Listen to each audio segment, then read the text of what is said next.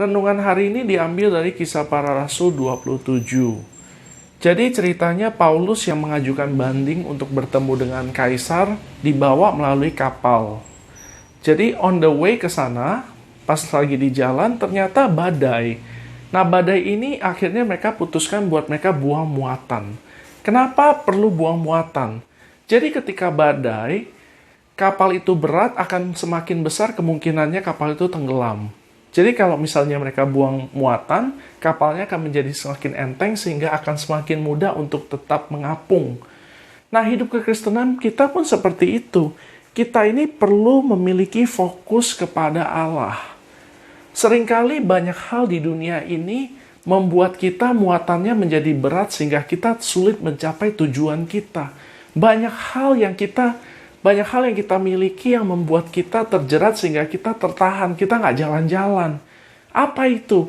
Kekhawatiran kita, ketakutan kita, keinginan kita untuk menjadi kaya, hobi-hobi kita, hal-hal yang banyak yang kita perbuat yang bikin kita semakin tidak mengenal Allah, bikin kita semakin seperti dunia, bikin kita semakin takut, semakin khawatir, seperti orang-orang yang tidak memiliki tujuan hidup seperti orang-orang dunia. Tapi Allah tidak mau hidup kita seperti itu. Oleh karena itu kita perlu mengevaluasi. Di dalam hidup kita apa yang perlu kita buang? Muatan apa di dalam hidup kita perlu kita buang? Muatan apa yang membuat kita tidak semakin mengasihi Tuhan? Muatan apa yang membuat kita semakin tidak mengenal Tuhan? Muatan apa yang membuat kita semakin tidak dekat kepada Tuhan?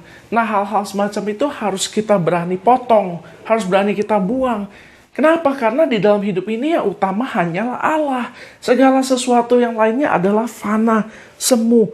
Hidup ini hanya berguna kalau kita hidup untuk Allah.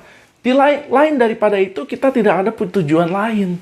Tuhan menciptakan manusia itu supaya manusia itu bisa bergaul dengan Allah. Segala sesuatu yang tidak membuat kita semakin dekat dengan Allah, harus berani kita buang.